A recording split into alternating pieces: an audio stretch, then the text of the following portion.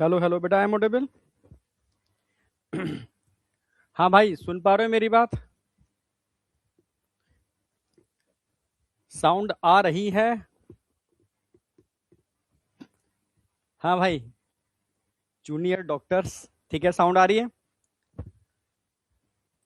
Sound perfect आ रही है नहीं, ये बताओ।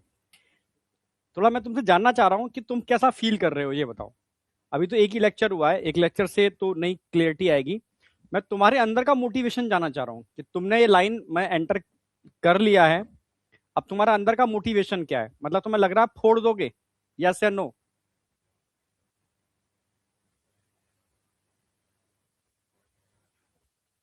फिजिक्स हार्ड नहीं है, फिजिक्स तुम्हें बहुत बेसिक से करा रहे हैं एसीपी सर। ठीक है, टेंशन मत करो, फिजिक्स के तुम धुरंधर हो जाओगे। ठीक है, तो टेंशन करने की जरूरत नहीं है, फिजिक्स के भी तुम धुरंधर होगे। और बायो में तो खैर टेंशन करने की जरूरत ही नहीं है। और केमिस्ट्री और फिजिक्स के तुम धुरंधर हो जाओगे, बहुत बेसिक से कराएंगे। ठीक है। देखो एक वीडियो में। अच्छा, वॉइस वॉइस ठीक है क्या? वॉइस तो ठीक है। वॉइस आ रही है, बच्चा लिख रहा है वॉइस नहीं आ रही। ठीक है, ओके। चलो बहुत बढ़िया। ठीक है, डीपीपी आपको मिलना चालू होंगी, अभी तो बेसिक करा रहे हैं। ठीक है, अभी भी आज से मेरा थोड़ा सा स्टार्ट होगा। आज से हल्का सा मैं स्टार्ट करूंगा। ठीक है, अब धीरे धीरे बेसिक चल रहा था, अब धीरे धीरे धीरे धीरे स्पीड अप पकड़ेंगे। ठीक है, थोड़ा आप जैसे कि जब पहली बार, हाँ पहली बार जूता पहनते हैं ना, नया नया तो काटता है, तो पहली पहली क्लास तो मैं मतलब ऐसा लगेगी, मतलब क्या हो क्या रहा है भाई ये। ठीक है, 2 4 5 क्लास में थोड़ा सा तुम कंफर्ट, मतलब क्या ना, कंफर्ट फील करोगे। और कुछ क्लासों के बाद तुम बिल्कुल कंफर्ट हो जाओगे, फिर स्पीड थोड़ी सी सही डायरेक्शन ले लेंगे। ठीक है।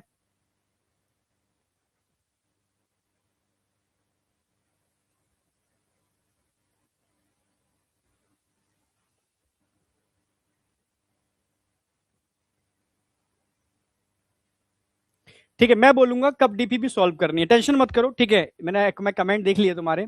मैं तुम्हें बताऊंगा कब तुम्हें डीपीपी मिलेगी, कब तुम्हें डीपीपी कौन कौन से क्वेश्चंस करने हैं, वो मेरी रिस्पॉन्सिबिलिटी है। ठीक है, आपको टेंशन लेने की जरूरत नहीं है। वैसे डीपीपी अपलोड हो गई होगी, डीपीपी आपके फोल्डर में ही अपलोड हो गई होगी। उसमें एक असाइनमेंट वाला ऑप्शन होगा या एक्स्ट्रा मटेरियल करके एक सेगमेंट होगा, उसमें डीपीपी आ गई होगी 100%। ठीक है, आप देखोगे मिल जाएगी। नहीं तो मोस्टली अभी सबका बेसिक चल रहा है, तो बेसिक में तो कोई डालेगा नहीं। बेसिक के बाद एग्जैक्ट स्टार्ट होने पर एक साथ सबकी डीपीपी पढ़ेंगे। ठीक है, उसकी टेंशन मत करो, तब तक मैं क्वेश्चन खुद कराऊंगा। और आगे से क्वेश्चन कुछ ज्यादा भी दूंगा, अभी तो थोड़े थोड़े क्वेश्चन लेके चल रहा हूँ। ठीक है, पर तुम फील अच्छा कर रहे हो ना? वॉइस बढ़ाइए। वॉइस देखो, मेरी तरफ से वॉइस तो ठीक है, तुम अपनी तरफ से वॉइस इंक्रीज करो। तुम वॉइस अपनी तरफ से थोड़ा इंक्रीज करो।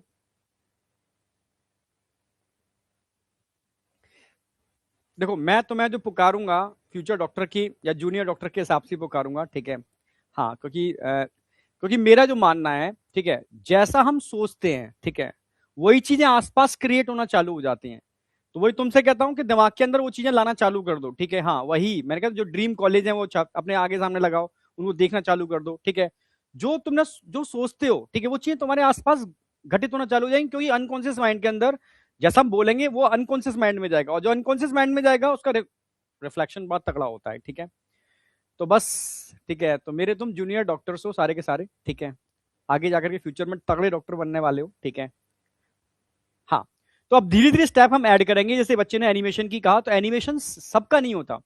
एनिमेशन का हम देखो, एनिमेशन हम ही लोग बनवाते हैं, एनिमेशन वहां बनवाते हैं जहां हमें जरूरत पड़ती है। हम मुझे पता है ये वाला कंसेप्ट डायरेक्ट समझ में नहीं आएगा बच्चे को, तो मैं एनिमेशन से दिखाऊंगा तो समझ में आएगा। तो उन कंसेप्ट के एनिमेशन हम यूज करते हैं जहां जरूरत पड़ती है, समझे? बाद बाकी का तो मैं सारा एनिमेशन, ठीक है, बोर्ड पे ही कर दूंगा अपने कलम से, इतना दम रखता हूं। ठीक है, चलो स्टार्ट करते हैं। तो आज का टारगेट होगा रेस्पिरेटरी ऑर्गन्स और ह्यूमन रेस्पिरेटरी सिस्टम, ये स्टार्ट कर दूंगा मैं। ठीक है, मैंने कहा था रिवीजन मैं कराऊंगा, मेरी रिस्पॉन्सिबिलिटी है। ठीक है, कंसेप्ट मैं क्लियर कराऊंगा, मेरी रिस्पॉन्सिबिलिटी है। ठीक है, आपको बस अपनी रिस्पॉन्सिबिलिटी याद रखनी है, क्या? कंसिस्टेंसी मेंटेन करनी है, मैं गैप नहीं आने दूंगा, किसी भी कीमत पर लाइव में रहूंगा, हर कीमत पर। और तीसरा मैंने बताया था कि जो होमवर्क मिलेगा वो मैं करूंगा, इंक्लूडिंग टेस्ट। बस इतना करना है आपको। अब बात आती है रिवीजन, जैसे मैंने कहा था मैं हमेशा रिवीजन करा के ही आगे बढ़ूंगा। तो लास्ट लेक्चर में जितना पढ़ाया था पहले मैं उसका रिवीजन कराऊंगा, फिर मैं आगे बढ़ूंगा। ठीक है, तो रिवीजन मैंने स्लाइड लगा दी है लास्ट लेक्चर की। तो सबसे पहले लास्ट लेक्चर में मैंने आपको बहुत बेसिक बातें बताई थी। ठीक है, मैंने बताया था कि भाई एक एनिमल, जैसे ह्यूमन का ही एग्जांपल लिया, हम जब ब्रीथिंग करते हैं, या रेस्पिरेशन करते हैं तो एयर को लेते हैं, एयर को निकालते हैं, पर एयर में से हम किस गैस को यूटिलाइज करते हैं? एयर में से हम हमेशा ऑक्सीजन को यूटिलाइज करते हैं और CO2 को बाहर निकालते हैं। यानी इनडायरेक्टली कहो कि ऑक्सीजन ले रहे हैं और CO2 निकाल रहे हैं, ठीक है, ड्यूरिंग रेस्पिरेशन। अगर मैं तुमसे कहूं प्लांट क्या करते हैं, तो बच्चों को क्या लगता है कि प्लांट ऑक्सीजन निकालते हैं, CO2 लेते हैं, ऑक्सीजन निकालते हैं, CO2 लेते हैं, पर ये जो प्रोसेस है वो पार्ट ऑफ फोटोसिंथेसिस, फोटोसिंथेसिस का पार्ट है, रेस्पिरेशन का पार्ट नहीं है। क्योंकि हम सारे के सारे हेटेरोट्रॉफिक हैं, यानी अपना खाना खुद नहीं बना सकते, हम खाना बाहर से खाते हैं, तब उसको तोड़ने के लिए रेस्पिरेशन करते हैं। जबकि प्लांट की अगर बात की जाए तो खाना खुद बनाते हैं, तब उसको तोड़ने के लिए रेस्पिरेशन करते हैं, ठीक है। तो खाना बनाने की जो प्रोसेस है फोटोसिंथेसिस, इसमें सनलाइट एटीपी में कन्वर्ट होती है, इस दौरान ऑक्सीजन प्लांट बाहर निकालते हैं, ठीक है। रात के टाइम पर CO2 लेते हैं, H2O नीचे से लेते हैं, और एटीपी की हेल्प से, ये इट इज एनर्जी, ठीक है, इसको क्या बोलेंगे, एनर्जी। इस एनर्जी की हेल्प से, एटीपी की हेल्प से CO2, H2O और एनर्जी की हेल्प से C6H12O6 का फॉर्मेशन कर रहे हैं, यानी खाना बना रहे हैं। अब खाने को तोड़ने के लिए क्या करना होगा, रेस्पिरेशन, यानी ग्लूकोज को तोड़ने के लिए ऑक्सीजन यूज करेंगे, तब जाकर के इनडायरेक्ट ब्रेकडाउन होगा। क्या होगा इसका, इनडायरेक्ट ब्रेकडाउन होगा। इनडायरेक्ट ब्रेकडाउन का मतलब है C6H12O6 डिफरेंट इंटरमीडिएट या साइकिल्स के थ्रू टूटेगा। टूटेगा किसमें टूटेगा, CO2, H2 और एनर्जी, ठीक है, इसको बोलते हैं रेस्पिरेशन। समझ रहे हो? हाँ, मगरमच्छ ठीक है, नहीं बहुत सही है, ठीक है। मगरमच्छ का मतलब होता है जो, मतलब हर चीज का नामकरण होता है कि भाई जो अनफेवरेबल कंडीशन में भी सर्वाइव कर जाए, ठीक है। बहुत लंबे समय तक सर्वाइव किए थे रेप्टाइल्स, बहुत लंबे समय तक पृथ्वी पर। एवोल्यूशन में पढ़ाऊंगा, पूरा एवोल्यूशन एकदम एनिमेट करूंगा जबरदस्त तरीके से। मतलब उस युग से जब कोई अर्थ पर नहीं था, ठीक है, एजॉइक, ठीक है, एजॉइक के बाद प्रोटीरोजॉइक आया, ठीक है, फिर किस तरीके से जुरासिक पीरियड आया, तो डायनासोर्स डोमिनेंट थे, ठीक है। तो पूरा लेटेस्ट ट्रायसिक और क्वाटरनरी युग चल रहा है इस समय, ठीक है, पीरियड चल रहा है। यहां तक का पूरा मैं बताऊंगा कैसे पूरा एवोल्यूशन हुआ, ह्यूमन एवोल्यूशन तक का। तो सिंपल सी बात है, ये फोटोसिंथेसिस हो रही है, इसमें CO2, H2O का फॉर्मेशन हो रहा है, एनर्जी बन रही है। यहां पर रेस्पिरेशन में ऑक्सीजन ले रहे हैं, CO2 निकाल रहे हैं, ऑक्सीजन ले रहे हैं, CO2 निकाल रहे हैं। यानी ये प्रोसेस, ठीक है, जो अंदर चल रही है, अंदर चल रही है सेलुलर रेस्पिरेशन, सारे लिविंग ऑर्गेनिज्म में सिमिलर होता है, चाहे प्लांट हो, एनिमल हो, बैक्टीरिया हो, एल्गी हो, फंजाई हो, प्रोटोजोआ हो, सबके अंदर सिमिलर होता है। अंतर क्या होता है, अंतर से फिजिकल प्रोसेस का मतलब है, जहां से आप ऑक्सीजन को ले रहे हो, CO2 को निकाल रहे हो, यहां पर ऑक्सीजन को ले रहे हो, CO2 को निकाल रहे हो, तो उसका मैंने स्टेप भी बताया था, ठीक है। फिजिकल प्रोसेस भाई हमारे अंदर लंग्स के थ्रू हो रहा है, ठीक है। अगर मैं प्लांट की बात करता हूं तो स्टोमेटा के थ्रू इन एंड आउट करते हैं भाई। अगर मैं इंसेक्ट की बात करता हूं तो ये, ठीक है, ट्यूब्यूल्स के थ्रू ऑक्सीजन ले रहे हैं, निकाल रहे हैं, ट्यूब्यूल्स के थ्रू, ठीक है। और अगर मैं फिश की बात करता हूं तो गिल्स के थ्रू, भाई फिश क्या कर रहे हैं, भाई वाटर को इनटेक करते हैं माउथ से, माउथ से वाटर जाएगा और यहां से निकलेगा, माउथ से वाटर जाएगा, हाँ, और यहां से वाटर बाहर, गिल से वाटर बाहर निकलता है, गिल से होता हुआ पानी बाहर निकलता है। जब गिल से होता है पानी बाहर निकलता है तो पानी में जो ऑक्सीजन होती है वो डिफ्यूज करके कहां चली जाती है, ब्लड के अंदर, डिफ्यूज करके ब्लड के अंदर चली जाती है और ब्लड से होती हुई पूरी बॉडी में चली जाती है। तो ये गिल्स के थ्रू करते हैं, भाई हम लोग लंग्स के थ्रू करते हैं, ये तो डिफरेंस है, ठीक है। तो ये तो समझ में आ गया सर क्या अंतर है भाई एनिमल और प्लांट के अंदर या अदर एनिमल्स के अंदर, ठीक है, रेस्पिरेशन के अंदर कोई डिफरेंस नहीं है, सेलुलर रेस्पिरेशन सब में सेम मिलेगा, ठीक है। अब मैंने बताया था डिफ्यूजन क्या होता है, मैंने हाई प्रेशर से लो प्रेशर किसी भी चीज का मूवमेंट, ठीक है, डिफ्यूजन कहलाता है, किसी भी मॉलिक्यूल का। इस कमरे में एयर प्रेशर ज्यादा है, अगर मैं खिड़की खोलूंगा तेज से बाहर निकलेगी वो, तो हाई कंसंट्रेशन से लो कंसंट्रेशन डिफ्यूजन, ठीक है। पैसिव प्रोसेस होती है, इसमें कोई एनर्जी यूज होती नहीं है, तो एयर हमेशा हाई प्रेशर से लो प्रेशर की तरफ मूव करती है, इसको डिफ्यूजन कहते हैं, ठीक है। फिर मैंने ह्यूमन का केस बताया था, मैंने कहा था एटमॉस्फेयर में भाई मेनली 3 गैसेस होती हैं, भाई मैक्सिमम तो नाइट्रोजन ही होती है, ठीक है, कुछ ऑक्सीजन होती है, कुछ CO2 होती है, ठीक है, समझ रहे हो। मैं पर डे रिवीजन कराऊंगा, टेंशन मत करना, ठीक है। यानी अभी तो ये चलेगा कि अगर रेस्पिरेशन के अंदर जितने भी लेक्चर लूंगा, हर दिन पुराने सारे लेक्चर का रिवीजन कराऊंगा। कोई बच्चा नया एंटर करता है तो उसको ये ना लगे कोई चीज छूट रही है, इसलिए टेंशन लेने की जरूरत नहीं है। और तुम्हारा एकदम पक्का, मतलब इतना स्ट्रॉन्ग कर दूंगा, तुम्हारी टिप्स पर होगी बायो पूरी की पूरी, गारंटी मेरी है, ठीक है। हाँ, 360 नंबर की बायो आती है, 360 में से 360 पक्के करने की रिस्पॉन्सिबिलिटी ले रहा हूं मैं, ठीक है। तो एटमॉस्फेयर की बात करते हैं, नाइट्रोजन है, ऑक्सीजन है, CO2 है। नाइट्रोजन कितना परसेंट होती है, 79%, ऑक्सीजन कितना होती है, 21%, और CO2 कितना होती है, 0.04%। ये परसेंटेज है, पार्शियल प्रेशर नहीं है, यानी दाब नहीं है, इट इज अ परसेंटेज। ये तो आप जानते होंगे। यानी ये आप एयर ले रहे हो और एयर निकाल रहे हो। एयर लेने की प्रक्रिया को इंस्पायरेशन, निकालने की प्रक्रिया को, मैकेनिज्म को एक्सपायरेशन बोलते हैं। Inspiration expiration, inspiration expiration. Air lungs में जाती है तो उससे ऑक्सीजन और CO2 का ही डिफ्यूजन होता है, नाइट्रोजन डिफ्यूज नहीं करती। भाई सर नाइट्रोजन का प्रेशर तो बहुत ज्यादा है, पर फिर भी नाइट्रोजन डिफ्यूज नहीं कर रही, क्यों? Due to solubility. भाई जो चीज सॉल्युबल ही नहीं है तो डिफ्यूज क्यों करेगी? भाई कोई गैस सॉल्युबल नहीं है किसी चीज में तो डिफ्यूज ही नहीं करेगी। इनसॉल्युबल गैस डिफ्यूज ही नहीं करेगी, आप एक्सपेरिमेंट करके देख लो, ठीक है। सॉल्युबल होगी तो डिफ्यूज करेगी। हाँ, ऑक्सीजन और CO2 सॉल्युबल है तो ये डिफ्यूज करते हैं, समझे?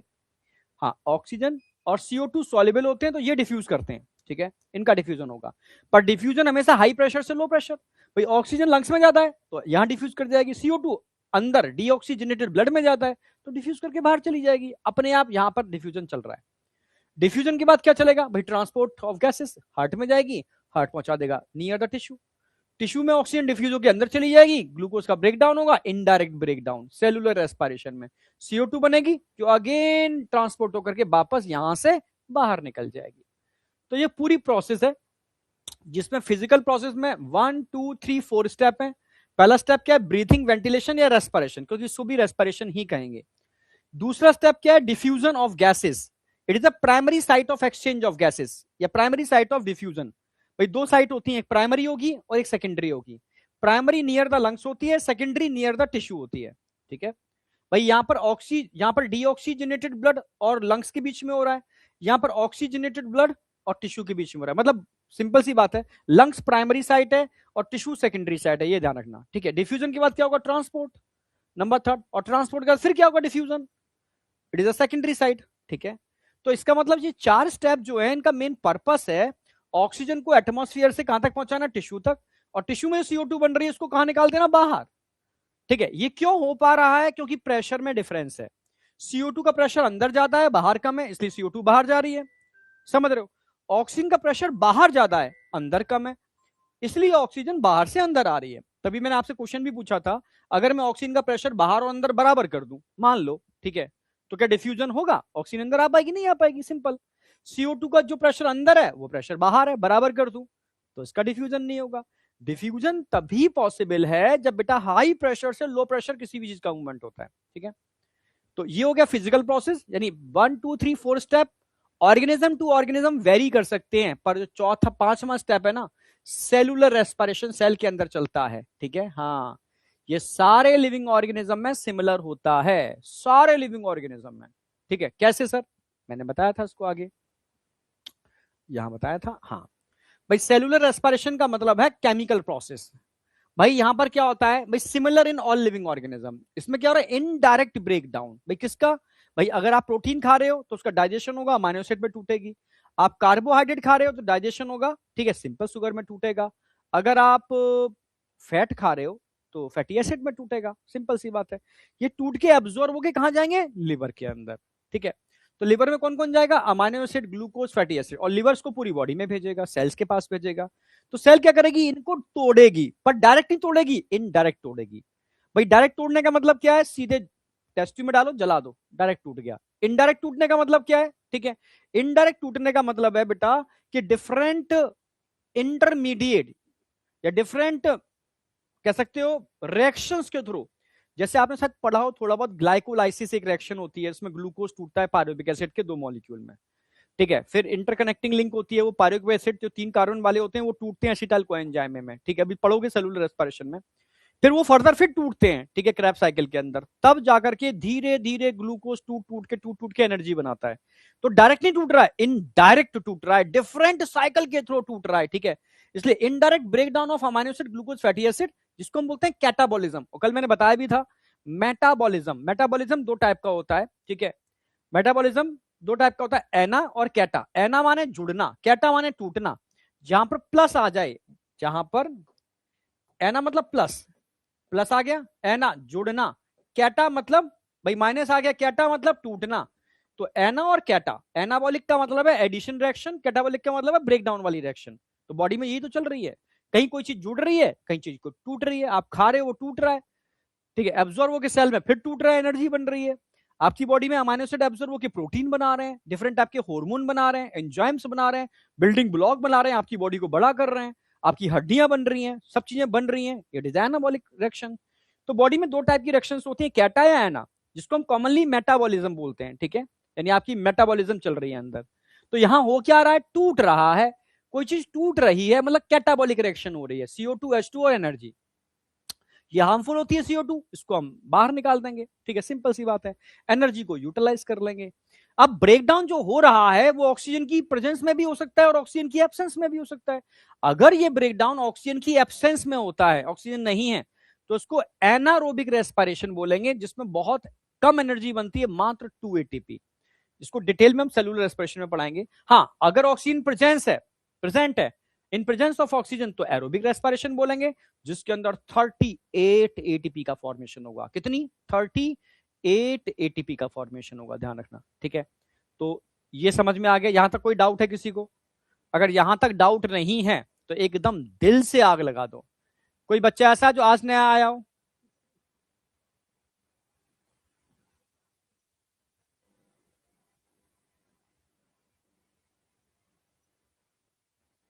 नहीं बेटा, जो चैप्टर एनसीईआरटी से डिलीट हो गए हैं, ठीक है, उसमें क्वेश्चन जो आएगा वो भी कॉकरोच से आएगा, ठीक है, ध्यान रखना। कॉकरोच में अलग से कराता हूं, टेंशन मत लेना, ठीक है, कॉकरोच से मैं कराऊंगा, तुम टेंशन मत लेना, जबरदस्ती। जो जो चीज डिलीटेड है पर नीट के सिलेबस में, नीट के सिलेबस अलग से आता है, कुछ चीजें एनसीईआरटी से डिलीट कर दी गई हैं पर नीट के सिलेबस में है, वो मैं कराऊंगा, टेंशन लेने की जरूरत नहीं है, ठीक है, क्लियर बिल्कुल। हाँ, जो डिलीटेड है पर नीट के सिलेबस में वो मैं कराऊंगा, और बाद बाकी का तो खैर जो एनसीईआरटी में वो तो आएगा ही पूरा का पूरा। चलो, इसका मतलब एकदम परफेक्ट है, क्लियर है।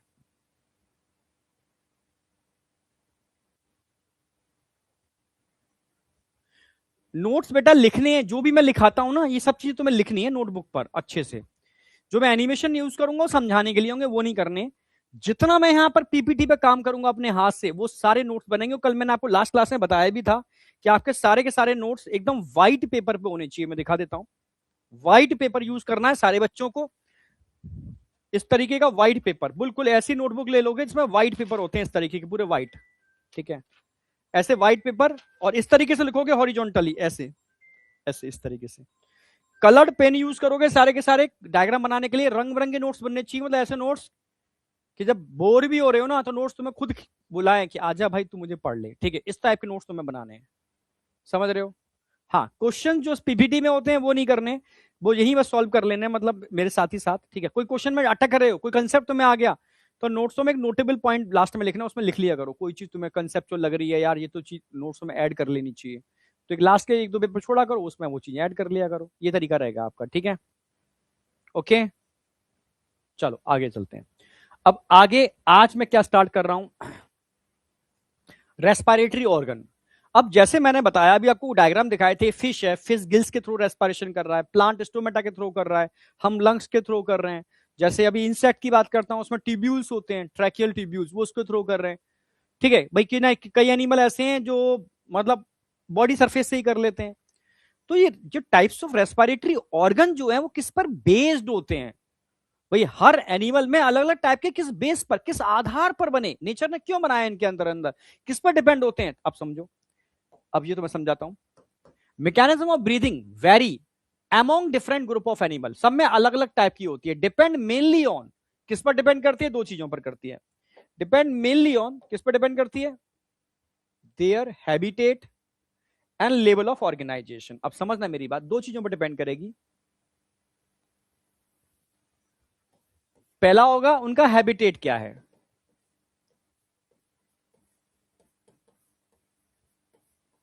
वो किस वातावरण में रहते हैं, और दूसरा प्रोसेस क्या है, उनका लेवल ऑफ ऑर्गेनाइजेशन क्या है।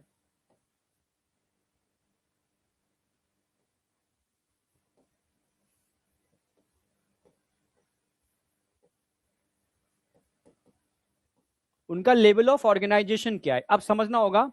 लेवल ऑफ ऑर्गेनाइजेशन और हैबिटेट में अंतर क्या? हैबिटेट का मतलब होता है वातावरण, किस वातावरण में रहते हैं, किस वातावरण में रहते हैं, और उनका लेवल ऑफ ऑर्गेनाइजेशन क्या है। पहले हैबिटेट समझो। जैसे मानो जो एनिमल पानी में रहता है, एक्वाटिक है, तो एक्वाटिक एनिमल पानी के अंदर लंग से तो रेस्पिरेशन नहीं कर पाएगा, तो पानी के अंदर या तो बॉडी सरफेस से करेगा वो, ठीक है, या फिर भाई गिल्स के थ्रू करेगा। यही ऑप्शन है, कोई ऑप्शन ही नहीं है। हाँ, अगर अर्थ पर है, ठीक है, अर्थ पर है, टेरिस्ट्रियल है, टेरिस्ट्रियल का मतलब था अर्थ पर, तो वो अपने लंग्स भी यूज कर सकता है, स्किन से भी कर सकता है, मतलब अदर ऑर्गन या ट्रैकियल सिस्टम है वहां से, जैसे मैं एग्जांपल दूं, ठीक है, हैबिटेट का। हैबिटेट क्या है आपका? हैबिटेट कई टाइप के हैबिटेट हो सकते हैं, जैसे वाटर भी हो सकता है, वाटर, टेरिस्ट्रियल भी हो सकता है,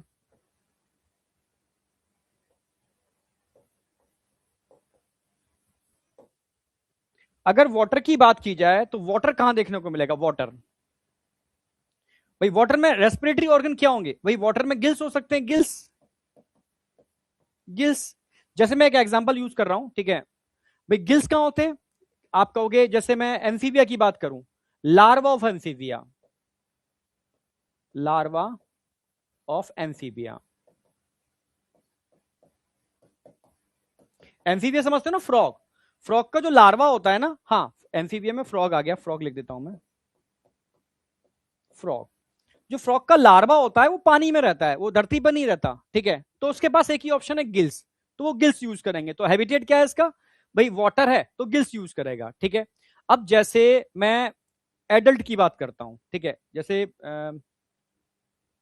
ठीक है, जैसे मैं स्किन की बात करता हूं, स्किन, स्किन, अच्छा, वाटर के अंदर और क्या यूज हो सकता है? वाटर में और क्या यूज हो सकता है? स्किन, स्किन भी कर सकते हैं, जैसे एडल्ट एम्फीबिया,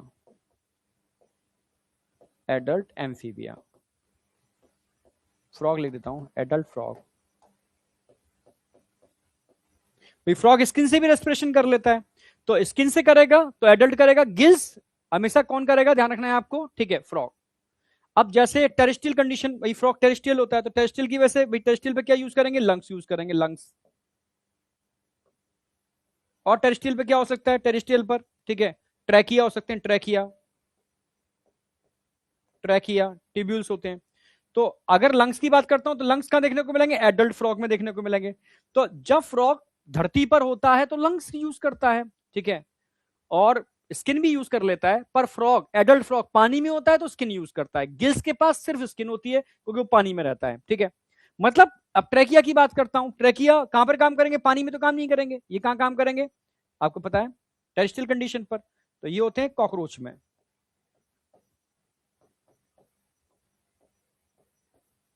कॉकरोच में आपको ट्रैकियल सिस्टम देखने को मिलेगा, यानी water, gills, larva of amphibia, skin adult frog, lungs adult frog, trachea, cockroach. समझ में आ रहा होगा? यानी एनिमल रह कहां रहा है, उसका हैबिटेट क्या है, ठीक है, उसका घर कहां बना हुआ है? घर पानी के अंदर बना हुआ है तो रेस्पिरेटरी ऑर्गन अलग होगा, घर उसका धरती पर बना हुआ है तो रेस्पिरेटरी ऑर्गन उसका अलग होगा। समझ रहे हो ना मेरी बात? हाँ, तो गिल्स लार्वा में मिलते हैं, और अगर मैं स्किन की बात करता हूं तो एडल्ट के पास होती है, दोनों चीजें पानी में यूज हो जाती हैं, पर टेरिस्ट्रियल कंडीशन पर लंग्स यूज होते हैं और ट्रैकिया भी यूज होता है, ठीक है, वैसे स्किन से भी कर लेते हैं, ठीक है, मेनली लंग्स और ट्रैकिया। लंग्स एडल्ट में मिल जाएंगे, ट्रैकिया कॉकरोच में मिल जाएगी, ठीक है, ये समझ में आ गया होगा। तो ये किस पर डिपेंड कर रहा है? उसका हैबिटेट क्या है। अब आती है लेवल ऑफ ऑर्गेनाइजेशन, अभी पढ़ोगे, ये मैं पढ़ाऊंगा आगे अभी एनिमल किंगडम के अंदर। एनिमल किंगडम से बच्चों को बहुत सारा डर निकालूंगा, बिल्कुल एक एक फाइलम ऐसा कराऊंगा तो मैं मजा आ जाए, ठीक है। लेवल ऑफ ऑर्गेनाइजेशन, स्टार्टिंग में जो एनिमल बने थे ना, तो स्टार्टिंग में भाई एनिमल का मतलब है मल्टी सेलुलर, भाई पहले यूनिसेलुलर थे, ठीक है, प्रोटोजोआ, एक सेल वाले प्रोटोजोआ, तो उनको फाइलम हमने उनका अलग कर दिया, क्लासिफिकेशन, किंगडम प्रोटोजोआ में रख दिया। किंगडम एनिमेलिया के अंदर वो एनिमल आते हैं जो एक सेल से मिलकर नहीं बनते, कई सेल के मिलने से बनते हैं। पहली प्रॉपर्टी क्या है? मल्टी सेलुलर होने चाहिए। कैसे होने चाहिए? मल्टी सेलुलर, समझे? नोट्स कैसे निकालें? नोट्स तो अपलोड कर देते ना मैं तुरंत, जैसे अभी मैं क्या करूंगा, अच्छा एक काम करता हूं, नोट्स अपलोडेड भी मिलेंगे और मैं नोट्स को टेलीग्राम पर भी डाल दूंगा, तुम्हारा टेलीग्राम ग्रुप बनाया ना, उस पर भी डाल दूंगा, ठीक है। पर नोट्स का ऑलरेडी लिंक होता है, ठीक है, उस पर लगे होते हैं नोट्स, आप वहां से डाउनलोड कर सकते हो। पर मैं भी तुम्हें शेयर कर दूंगा, टेंशन मत करो, मैं टेलीग्राम पर भी ये नोट्स डाल दूंगा, तो उसमें कल के भी नोट्स हो गए, आज के भी नोट्स हो गए, ठीक है, आज मैं टेलीग्राम पर डालता हूँ, टेंशन मत करो, ठीक है, मैं टेलीग्राम पर डाल दूंगा, पर उसमें ऑप्शन भी होता है, ठीक है। लेवल ऑफ ऑर्गन, एक काम करेंगे, एक दिन आपको एक मैं बोल करके पूरा डेमो वीडियो बनवा दूंगा आपको, तुम्हारे यूट्यूब चैनल पर डाल देंगे कि कैसे बैच में जाना है, बैच में कोई चीज कैसे निकालनी है, कौन सा लिंक कहाँ लगा हुआ है, नोट्स कहाँ पर अपलोडेड हैं, डीपीपी कहाँ पर अपलोड होंगी, ठीक है, या तुम्हारे टेलीग्राम ग्रुप पर डाल देंगे सेपरेटली उसको, ठीक है। हाँ, व्हाट्सएप ग्रुप हम लोग बना के देंगे तुम्हें, ठीक है, जिसमें हम लोग लाइव, व्हाट्सएप ग्रुप की जरूरत नहीं पड़ेगी, टेलीग्राम पर ही हम लोग लाइव डिस्कशन करेंगे, ठीक है, टाइम टू टाइम। जब टेस्ट हुआ करेगा और टेस्ट के बाद लाइव डिस्कशन रहेगा, जो अच्छे बच्चे होंगे, ठीक है, उनको उनकी बातें उन बच्चों को भी बताएंगे जो बच्चे परफॉर्मेंस अभी नहीं कर पा रहे हैं किसी कारण से, तो वो इंटरेक्शन कराएंगे हम लोग, टेंशन मत करो, ठीक है। अभी मैं टेलीग्राम पे डाल दूंगा, ठीक है। लेवल ऑफ ऑर्गेनाइजेशन, जो स्टार्टिंग में पहले एनिमल थे ना, उनमें सेलुलर लेवल ऑफ ऑर्गेनाइजेशन था, सेलुलर,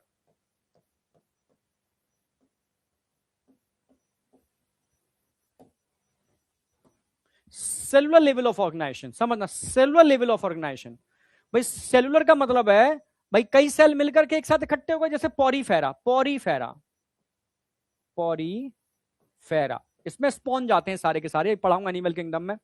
इसके बाद अगेन और नए एनिमल बने, उनमें कैसा ऑर्गेनाइजेशन आया, टिश्यू लेवल आया, टिश्यू, यानी कई मिलकर के उन्होंने एक जैसा काम करना चालू कर दिया, बन गए टिश्यू। तो टिश्यू लेवल ऑफ ऑर्गेनाइजेशन कहां देखने को मिलेगा, टिश्यू लेवल, ये मिलेगा सिलेंट्रेटा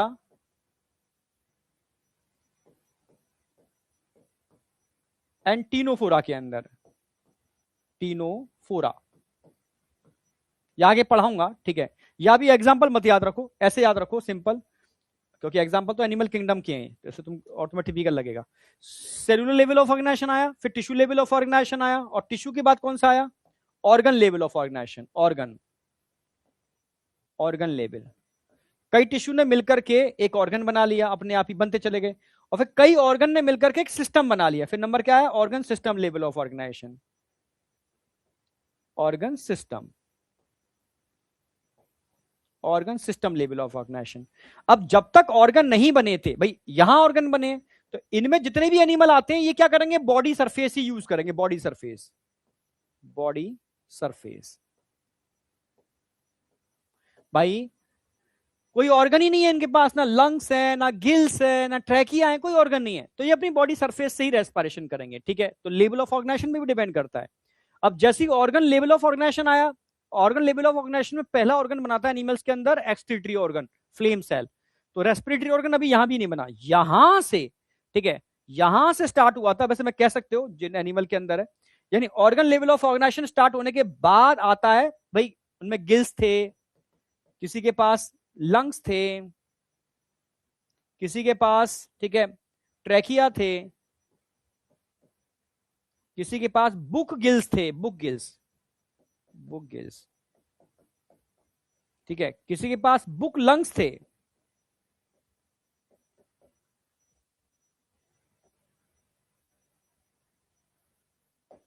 एटसेट्रा। यानी ये organ level of organisation start हुआ तभी तो बन पाएंगे, और फिर डिपेंड किस पे करेंगे, हैबिटेट के ऊपर। यानी दोनों चीजों पर डिपेंड करता है कि उनका हैबिटेट क्या है, ये मेन है, और उनका लेवल ऑफ ऑर्गेनाइजेशन कैसा है, उनका भाई सेलुलर या टिश्यू है तो ऑर्गन बने ही नहीं है, तो बॉडी सरफेस से करेंगे। जब ऑर्गन या ऑर्गन सिस्टम बन गया, तब जाकर के उनके डिफरेंट ऑर्गन बनने चालू हुए, रेस्पिरेशन के लिए गिल्स, अब पानी में रह रहा है तो गिल्स, ठीक है, अगर धरती पर रह रहा है तो लंग्स हो सकते हैं, ट्रैकिया हो सकते हैं, बॉडी सरफेस से भी कर सकते हैं, एटसेट्रा, ठीक है। तो इसको क्यूटिनियस रेस्पिरेशन कहते हैं। तो ये समझ में आया होगा कि पहला मैंने बताया कि रेस्पिरेटरी ऑर्गन, ठीक है, अलग अलग एनिमल में अलग mechanism of breathing, mechanism of breathing very among different group of animal. ये किस पर डिपेंड करती है, ये क्वेश्चन पूछा जाता है, किस पर डिपेंड करती है, आप बोलोगे हैबिटेट पर डिपेंड करती है, किस वातावरण में रहते हैं, और उनका लेवल ऑफ ऑर्गेनाइजेशन क्या है, इस पर डिपेंड करती है। क्लियर है बिल्कुल। कैसे करती है, एग्जाम्पल, जैसे पानी में रह रहा है तो गिल्स स्किन यूज कर सकता है, टेरेस्ट्रियल धरती अर्थ पर रह रहा है तो लंग्स, एडल्ट फ्रॉग के केस में स्किन भी कर सकता है, ट्रैकिया में, कॉकरोच में ट्रैकिया होते हैं, ठीक है। लेवल ऑफ ऑर्गेनाइजेशन में कैसे करता है, सेलुलर और टिश्यू में समझा दिया, ऑर्गन जब तक बने थे तब ऑर्गन बनने चालू हुए, इससे पहले तो बॉडी सरफेस से ही करेंगे। तो ये चीज समझ में आई या नहीं आई। बुक हिल्स नहीं है, बुक गिल्स हैं, बुक गिल्स, GILLS, गिल्स, ये पढ़ाऊंगा अभी, जब एनिमल किंगडम पढ़ाऊंगा, ऑर्थोपोडा उसमें पढ़ाऊंगा बुक गिल्स क्या होते हैं, ठीक है। अभी तो एग्जांपल दिखा दिए कि भाई एनिमल्स के अंदर होते हैं, ठीक है, डिटेल में पढ़ाऊंगा इसको, इसका स्ट्रक्चर भी बना के दिखाऊंगा, पर अभी नहीं, अभी तो इतना समझो गिल्स, लंग्स, ट्रैकिया जैसे नए नए टाइप के ऑर्गन होते हैं अलग अलग एनिमल में रेस्पिरेशन के लिए। किस पर डिपेंड कर रहे हैं, लेवल ऑफ ऑर्गेनाइजेशन। ये किस पर डिपेंड कर रहे हैं, हैबिटेट। तो एक बात तो समझ में आ गई, किस पर डिपेंड करते हैं। अब आगे आते हैं, तो अब मैंने एक टेबल बनाई है थोड़ा इजी करने के लिए, इससे बहुत इजी हो जाता है। एग्जाम्पल ऑफ एनिमल्स, यहां एग्जाम्पल आ गए, एंड रेस्पिरेटरी ऑर्गन आ गए। यहां पर बहुत सिंपल किया है मैंने। जैसे अगर मैं तुमसे कहूं बेटा कि पॉरीफेरा मतलब spongin, Coelenterata, flat warm, starting में जो एनिमल थे ना ये, अभी इनके अंदर तो ऑर्गन ही नहीं है और सब पानी में रहते हैं, ठीक है। यानी अगर मैं यहां से बात करूं तो यहां पर आपका ऑर्गन और cellular level of organisation, sorry sponge में सेलुलर या टिश्यू लेवल ऑफ ऑर्गेनाइजेशन, यहां पर ऑर्गन लेवल ऑफ ऑर्गेनाइजेशन, यहां पर होगा ऑर्गन लेवल, ऑर्गन लेवल, यहां पर होगा टिश्यू, टिश्यू, टिश्यू लेवल। जबकि स्पॉन्ज में क्या होता है, सेलुलर, सेलुलर लेवल। तो सेलुलर टिश्यू ऑर्गन, ठीक है, ये लेवल के ऑर्गेनाइजेशन है, पर सारे के सारे रहते कहां है, पानी के अंदर। ये सारे के सारे कहां रहते हैं, वाटर के अंदर। अभी इनके पास रेस्पिरेशन के कोई ऑर्गन बने नहीं है और पानी में रहते हैं, तो क्या यूज करेंगे, बॉडी सरफेस, और कोई ऑप्शन ही नहीं इनके पास, बॉडी सरफेस। भाई गिल्स तो तब बनेंगे ना जब ऑर्गन सिस्टम लेवल या कोई सिस्टम अच्छा सा बन जाए, तब तो आई बॉडी सरफेस से यूज करेंगे। अर्थवॉर्म, जैसे अर्थवॉर्म तो आप जानते ही होंगे, अर्थवॉर्म अपनी बॉडी वॉल को यूज करता है, इसको मॉइस्ट क्यूटिकल कहते हैं, ठीक है। क्यूटिकल एक नॉन सेलुलर लेयर है। कैसी लेयर है, सेल से मिलकर नहीं बनी होती, नॉन सेलुलर होती है।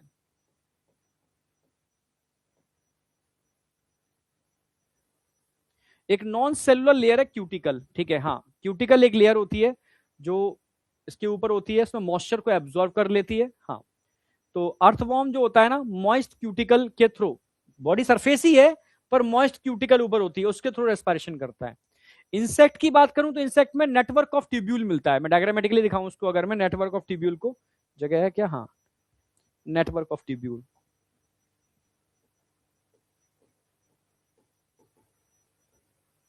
Network of tubule. अगर ट्यूब्यूल्स के नेटवर्क की बात करता हूं, जैसे मानो मैं कॉकरोच की बात करूं, तो कॉकरोच का जो बॉडी होगा,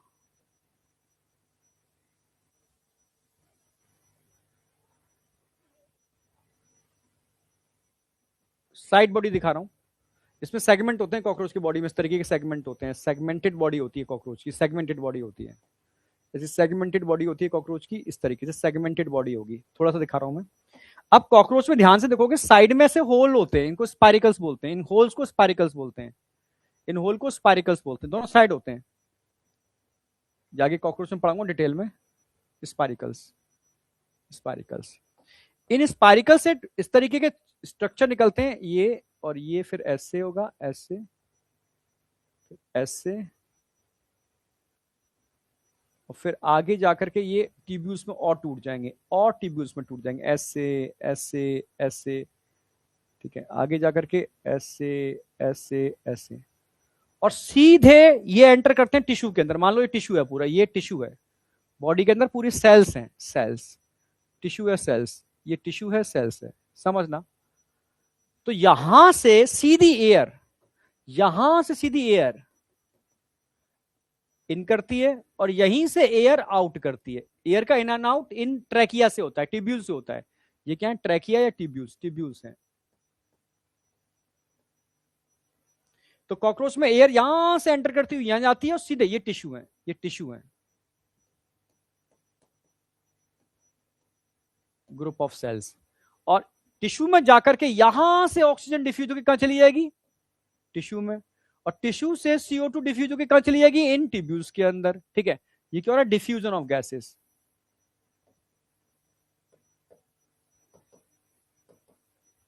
डिफ्यूजन ऑफ गैसेस। तो कॉकरोच जो होता है ना, उनके पास नेटवर्क ऑफ ट्यूब्यूल होता है, ऐसे पूरी बॉडी में इन ट्यूब्यूल्स का नेटवर्क फैला हुआ है, ठीक है। इन नेटवर्क के थ्रू डायरेक्ट ऑक्सीजन इन और CO2 बाहर, ऑक्सीजन इन एंड CO2 बाहर। तो उसको हम ट्रैकियल रेस्पिरेशन बोलते हैं। भाई नेटवर्क ऑफ ट्यूब्यूल को हम क्या बोलेंगे, ट्रैकियल रेस्पिरेशन।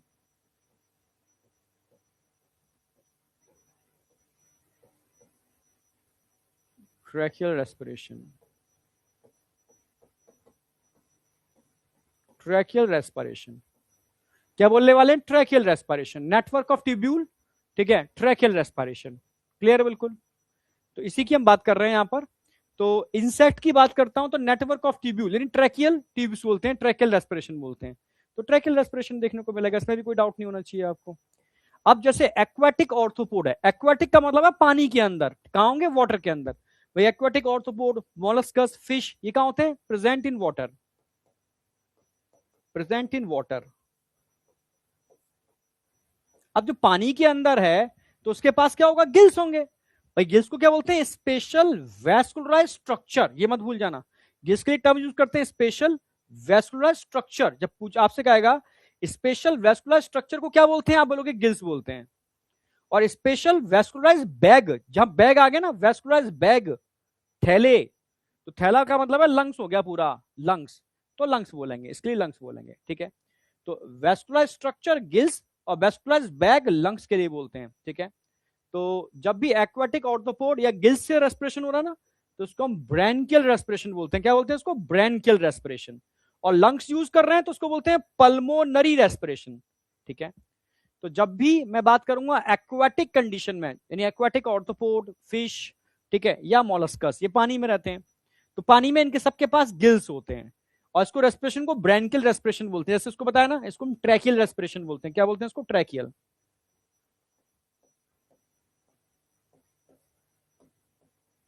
ट्रैकियल रेस्पिरेशन,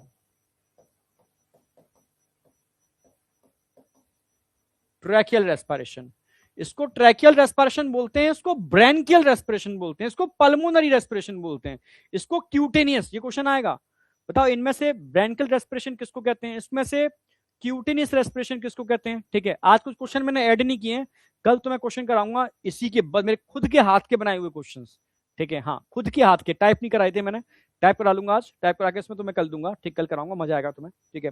आज तो मैं जो पीपीटी में डाले हुए क्वेश्चन थे वो है, कल मैं अपने हाथ के खुद के बनाए हुए क्वेश्चन डालूंगा तुम्हें, इतना जबरदस्त क्वेश्चन बनाया ना, मजा आएगा तुम्हें।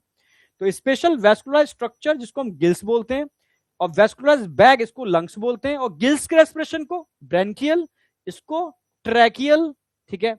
और क्योंकि पल्मोनरी माने होता है लंग्स, तो पल्मोनरी रेस्पिरेशन बोलते हैं। अब लंग्स कहां मिलेंगे? जो धरती पर रहते हैं एनिमल, ठीक है, यानी टेरेस्ट्रियल फॉर्म्स हैं। अब टेरेस्ट्रियल फॉर्म्स की बात करूंगा तो एम्फीबियंस एडल्ट वाले टेरेस्ट्रियल होते हैं, रेप्टाइल्स टेरेस्ट्रियल्स होते हैं, बर्ड्स टेरेस्ट्रियल्स होते हैं, मैमल्स टेरेस्ट्रियल्स होते हैं। टेरेस्ट्रियल्स का मतलब है अर्थ पर रहने वाले, पानी में नहीं रहते, बाहर रहते हैं, पानी के बाहर। तो इन सब के पास लंग्स होते हैं। एम्फीबियन फ्रॉग, फ्रॉग का मतलब है, मैं एडल्ट फ्रॉग की बात कर रहा हूं, तो एडल्ट फ्रॉग की अगर बताया था मैंने, ये मॉइस्ट स्किन यूज करते हैं। मॉइस्ट स्किन को हम क्यूटेनियस रेस्पिरेशन बोलते हैं। एक मॉइस्ट क्यूटिकल हो गई, कंफ्यूज मत होना, moist cuticle non cellular layer है, जबकि मॉइस्ट स्किन पूरी प्रॉपर स्किन है हमारी तरह और बहुत चिपचिपी होती है इनकी, इसको क्यूटेनियस रेस्पिरेशन बोलेंगे। क्या बोलने वाले हैं इसको हम? Cutaneous respiration. तो कंफ्यूज नहीं होगे, मॉइस्ट क्यूटिकल और मॉइस्ट स्किन के अंदर, मॉइस्ट क्यूटिकल और मॉइस्ट स्किन के अंदर, ठीक है। तुम लोग जो वाईटी वाला चैनल है ना, हाँ, जो 11th का स्पेशली बनाया, उसको भी सब्सक्राइब कर लेना, ठीक है। हाँ, क्योंकि उस पर मैं कुछ ऐसी मतलब शॉर्ट ट्रिक डाला करूंगा, जैसे यहाँ जो चीज चल रही होगी ना, इन सब की शॉर्ट ट्रिक, जो कुछ ऊटपटांग चीजें आएंगी जो तुम्हें मतलब मजा आएगा, ठीक है। मतलब हंसते हंसते में चीजें याद हो जाती है ना, वो चीजें तुम्हें वहां मिल जाया करेंगी, ठीक है। कोई चीज पढ़ा रहा हूँ, उससे रिलेटेड कोई एक्सपेरिमेंट आ गया तो एक्सपेरिमेंट वाईटी पे वहां डाल दिया करूंगा मैं, ठीक है। यहाँ एक्सपेरिमेंट नहीं करा पाएंगे, यहाँ जितने लेक्चर होंगे उसके हिसाब से चीजें चलेंगी। इन लेक्चर के अराउंड जो भी समझ रहे हो ना चीजें हो सकती हैं, मस्ती ड्रामा, इन लेक्चर के अराउंड, इन टॉपिक के अराउंड मैं वाईटी पे डाला करूंगा, आप मतलब वहां देख लेना। तो आप बताओ ये चीज समझ में आई या नहीं आई? यानी क्वेश्चन ये समझ में आ गया ना भाई, इंसेक्ट है, network of tubule, aquatic arthropod, भाई इनके पास गिल्स होंगे, ठीक है, इन सब के पास लंग्स होंगे, लंग्स का डायग्राम डिटेल में बनाऊंगा, और स्किन होती है, बहुत मॉइस्ट स्किन होती है, ठीक है। तो ये सब किसके बेस पर है, इतने डिफरेंस किसके बेस पर है? आप बोलोगे उनका हैबिटेट क्या है, किस एटमॉस्फेयर में रहते हैं, और उनका लेवल ऑफ ऑर्गेनाइजेशन क्या है। अब तुम्हारे कमेंट देख लेता हूं, ठीक है। अब तुम्हारे कमेंट देख रहा हूं ना, टॉपिक खत्म कराने के बाद तुम्हारे कमेंट देखा करूंगा, ठीक है। सर प्राइवेट चैट, अच्छा लो प्राइवेट कर देते हैं, तुम इसका मतलब चैट में बिजी रहते हो, तो गड़बड़ हो जाएगी बेटा, तुम अब बड़े हो गए हो। अब ध्यान रखो बेटा, अब तुम छोटे बच्चे नहीं हो कि तुम ध्यान मतलब एक जगह फोकस नहीं कर पा रहे हो।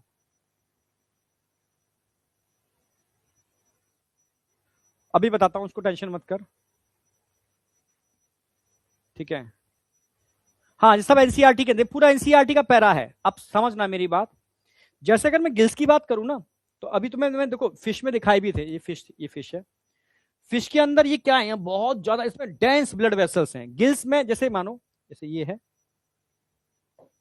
ये यहां से पानी मूव करता हुआ ये निकलता है गिल से बाहर, ये निकलता है बाहर। जब वाटर इनके गिल से होता हुआ बाहर निकलता है ना, तो ये क्या है, स्पेशल वेस्कुलर स्ट्रक्चर, ये दिख रहा है ना, ये इसको हम क्या बोलेंगे, ये देखना, इट इज अ वेस्कुलराइज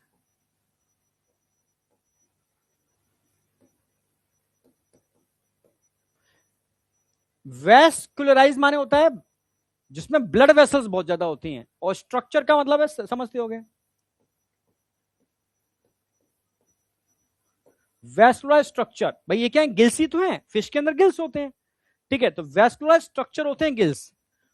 और जब वेस्कुलर स्ट्रक्चर, वेस्कुलराइज का मतलब होता है ब्लड वेसल्स, वेस्कुलराइज का मतलब क्या होता है, इसमें ब्लड वेसल्स बहुत ज्यादा होती है, ब्लड वेसल्स यहां प्रेजेंट होती हैं।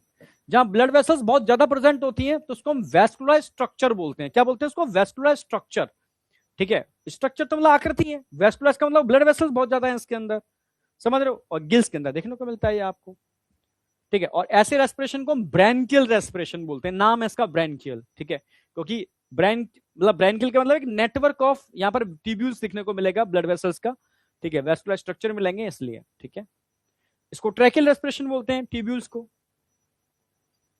ठीक है। अब लंग्स की बात आती है तो लंग्स जहां पर होंगे, लंग्स ये बैग जैसा स्ट्रक्चर होता है लंग्स का, लंग्स ऐसे मानो ये पूरा बैग है, ये एक बैग है, ये पूरा बैग है, पर लंग्स के चारों तरफ बहुत घना नेटवर्क होता है ब्लड वेसल्स का, ये ब्लड वेसल्स का घना नेटवर्क होता है लंग्स के चारों तरफ, यस, ब्लड वेसल्स का एकदम डेंस नेटवर्क होता है, dense network of blood vessels, क्योंकि सारी ऑक्सीजन डिफ्यूज होकर ब्लड में जाएगी ना, तो ऑक्सीजन डिफ्यूज होकर ब्लड में जाएगी तो यहाँ क्या होगा, dense network of blood vessels, dense network of blood vessels, dense network of blood vessels, dense network of blood vessels, dense network of blood vessels, ठीक है। तो इसको बोलेंगे वेस्कुलराइज्ड बैग, क्या बोलने वाले हैं इसको हम, vascularised bag, vascularised bag, vascularised bag term लगाते हैं हम लंग्स के लिए, ठीक है, और वेस्कुलर स्ट्रक्चर टर्म लगाते हैं हम गिल्स के लिए। अब बताओ समझ में आया नहीं आया, अब बताओ, क्यूटेनियस, क्यूटेनियस क्योंकि ऊपर, हाँ भाई स्किन के थ्रू अगर कर रहा है तो क्यूटेनियस रेस्पिरेशन बोलेंगे, क्योंकि स्किन के ऊपर क्यूटिकल होती है, एक समझो प्रोटीन रिलीज करती है स्किन, क्यूटिन, तो वो मॉइस्चर को एब्जॉर्ब कर लेती है, ठीक है, तो इसलिए इसको क्यूटेनियस बोलते हैं। उसको भी आ रहा हूं उसके ऊपर, इसमें कोई डाउट है इन दोनों के अंदर, वेस्कुलराइज्ड बैग और वेस्कुलर स्ट्रक्चर के अंदर? हाँ, वेस्कुलराइज्ड बैग, बैग का मतलब है लंग्स, थैले, स्ट्रक्चर मतलब गिल्स, छोटे छोटे गिल्स होते हैं।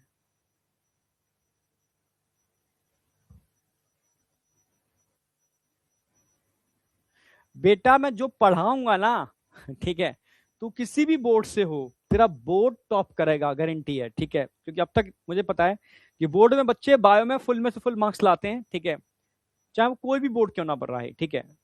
तुम बोर्ड की तैयारी कर रहे हो तो तुम्हारे लिए मोर देन सफिशिएंट, तुम नीट की तैयारी कर रहे हो तो तुम्हारे लिए सफिशिएंट। बच्चों को क्या करना होता है ना, कि ये लोग 12th के बाद बच्चे सीयूटी की कोचिंग करते हैं अलग से, वो भी तुम्हें नहीं करनी है, सीयूटी से तुम ऊपर रहोगे बहुत ज्यादा उन बच्चों से, ठीक है, बहुत ऊपर, तुम उल्टा पढ़ा दोगे सीयूटी के बच्चों को, ठीक है, तुम्हें वो भी नहीं करना है। ओलंपियाड की तैयारी तुम्हें देना है, जितना मैं करा दूंगा उतना ओलंपियाड तुम्हारा हो जाएगा, मतलब तुम्हें मैं ये सोच के नहीं पढ़ा रहा, तुम्हें सोच के पढ़ा रहा हूँ, तुम्हें एकदम स्ट्रांग बना रहा हूँ, ठीक है, इस लेवल का बना रहा हूँ कि तुम एनसीईआरटी के धुरंधर हो जाओ, ठीक है।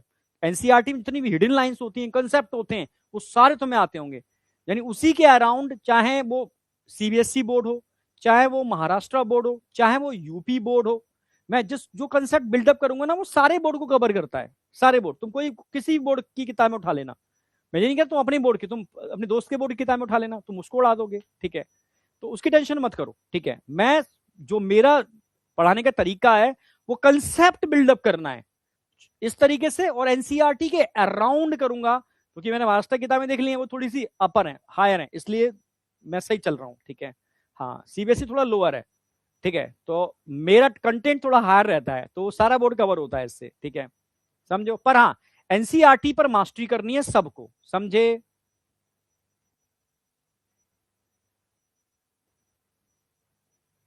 एनसीईआरटी पे मास्टरी करनी है, ये ध्यान रखना, ठीक है। क्योंकि एनसीईआरटी इसलिए क्योंकि नीट की तैयारी करनी है आपको, तो ठीक है, तो इसलिए कोई टेंशन लेने की जरूरत नहीं है, पर कंसेप्ट सारे मैं करा दूंगा। अब आ जाओ नेक्स्ट, तो ये भी क्लियर हो गया। अब लास्ट में आता है मॉइस्ट स्किन। स्किन फ्रॉग में होती है, फ्रॉग की स्किन के ऊपर मतलब कह सकते हो क्यूटिकल नाम की एक मॉइस्चर एब्जॉर्ब करने वाली प्रोटीन होती है बस, ठीक है। So it is also called cuteness. Cuteness मतलब ही होता है बॉडी सरफेस स्किन ही कहते हैं क्यूटिनेस को भी, ठीक है, क्यूटिकल को भी, ठीक है। तो मतलब ये क्यूटिकल अलग है, यहां पर एक तरीके से ये मतलब इसको तो इसको बोल स्किन को क्यूटिनेस बोलते हैं, तो मैं याद रखना पड़ेगा, ठीक है, कंफ्यूज मत होना, ठीक है। अगर मॉइस्ट स्किन की बात करेंगे तो क्यूटेनियस रेस्पिरेशन, यहां पर स्किन नहीं होती, ठीक है। यहां जो लेयर होती है उसके ऊपर क्यूटिकल की एक नॉन सेलुलर लेयर होती है, तो इसमें कंफ्यूजन नहीं होना है। स्किन क्यूटेनियस और क्यूटिकल को आप बस क्यूटिकल याद रखो, मोस्ट क्यूटिकल। गिल्स आपको याद रहेंगे ब्रैंकियल, और लंग्स याद रहेंगे पल्मोनरी। ये बैग है, ये स्ट्रक्चर है, और ये ट्रैकियल तो याद रहेगा ही। तो मुझे नहीं लगता कोई डाउट है आपको, ठीक है। इतने आपको एग्जांपल याद करने हैं, मैं कल क्वेश्चन प्रैक्टिस और भी कराऊंगा, आज कुछ क्वेश्चन की प्रैक्टिस तो आज भी कराऊंगा, मैं करा ही देता हूं मैं साथ साथ में, ठीक है।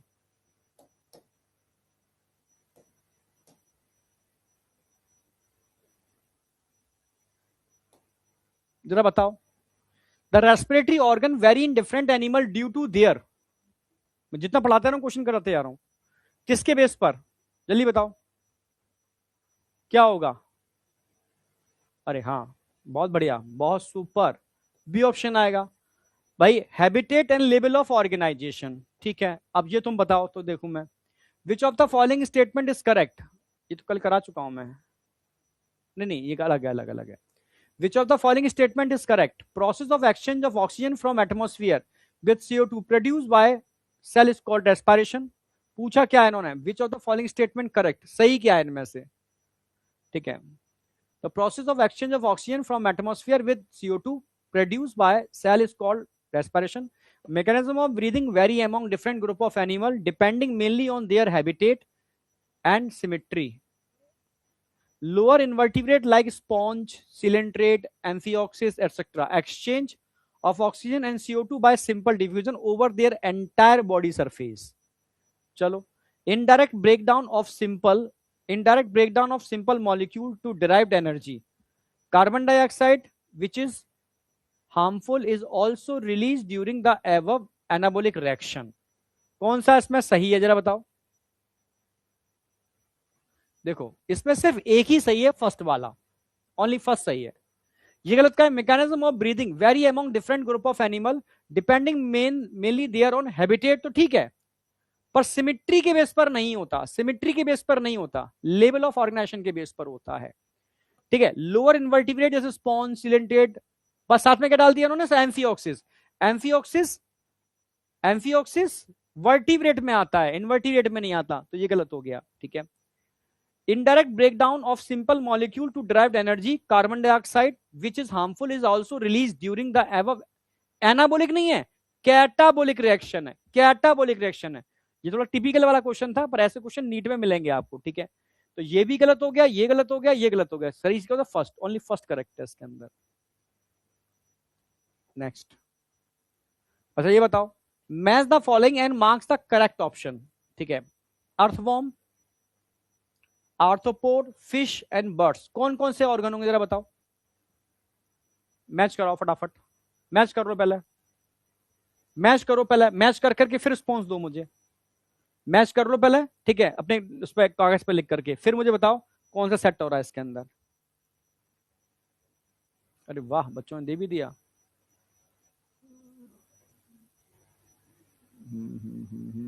सेकंड बच्चा बता रहा है, चलो भाई। अर्थवॉर्म के अंदर क्या होगा, अर्थवॉर्म में क्या होगा, मॉइस्ट क्यूटिकल, मॉइस्ट क्यूटिकल, ये तो ठीक है। ऑर्थोपोडा में क्या होगा, ऑर्थोपोडा में ट्रैकियाज होंगे, ट्रैकिया, ठीक है। फिश में क्या होंगे, गिल्स होंगे। बर्ड्स और रेप्टाइल्स में क्या होंगे, लंग्स होंगे, ठीक है। तो पहले का तो पहला है ही, इन तीनों में तो पहला है। अब दूसरे का देखो भाई, बी का है फोर्थ, फोर्थ यहां मिल गया, तो हमें यही मिल गया, सेकंड ऑप्शन आ गया। तो जो बच्चे सेकंड लगा रहे हैं, सेकंड सभी लगा रहे हैं, बहुत बढ़िया, सुपर, ठीक है। अच्छा, अब ह्यूमन रेस्पिरेटरी सिस्टम की बात करनी है, चलो इसमें क्वेश्चन कल डालूंगा, कल बहुत जबरदस्त क्वेश्चन लेकर के आऊंगा, ठीक है, जितना करा दिया है इस एक बार एनसीईआरटी भी देख लो उसकी, तब मैं आगे बढ़ता हूं। Respiratory organ, mechanism of breathing vary among different group of animal, depend mainly on their, किस किस पे डिपेंड करती है, हैबिटेट पर डिपेंड करती है और लेवल ऑफ ऑर्गेनाइजेशन पर डिपेंड करती है, इसमें तो कोई डाउट होना नहीं चाहिए। चलो, इसके अलावा lower invertebrate like sponge, coelenterate, flatworm, amphioxus नहीं है इसके अंदर, exchange of oxygen with CO2 bye simple diffusion over their body surface, यानी इन तीनों की अगर मैं बात करूं, इन तीनों के अंदर एक्सचेंज ऑफ गैसेस किसके थ्रू हो रहा है, बाय सिंपल डिफ्यूजन हो रहा है और देयर एंटायर बॉडी सरफेस से हो रहा है। अर्थवॉर्म की अगर मैं बात करूं, अर्थवॉर्म के अंदर क्या देखने को मिलेगा, अर्थवॉर्म में मॉइस्ट क्यूटिकल देखने को मिलेगी और मॉइस्ट स्किन क्यूटेनियस फ्रॉग में देखने को मिलेगा। इंसेक्ट के अंदर क्या देखने को मिलेगा, इंसेक्ट में नेटवर्क ऑफ ट्यूब्यूल्स, जिसको ट्रैकियल ट्यूब्स बोलते हैं, ट्रैकियल रेस्पिरेशन, ठीक है। स्पेशल वेस्कुलराइज स्ट्रक्चर, अगर स्ट्रक्चर की बात आएगी तो उसको क्या बोलते हैं, गिल्स, और रेस्पिरेशन को क्या बोलते हैं, ब्रैंकियल रेस्पिरेशन, ठीक है। और use by most of the, कहां मिलेगा भाई, गिल्स कहां मिलते हैं भाई, जो एक्वाटिक है, पानी में रहने वाले ऑर्थ्रोपोड हैं, मोलस्कस हैं, ठीक है, इनके अंदर, तो ठीक है। वेयर एज वेस्कुलराइज बैग, अगर बैग की बात आती है तो बैग कहां मिलेगा भाई, बैग को क्या बोलते हैं, लंग्स, और उसको क्या बोलते हैं, पल्मोनरी रेस्पिरेशन।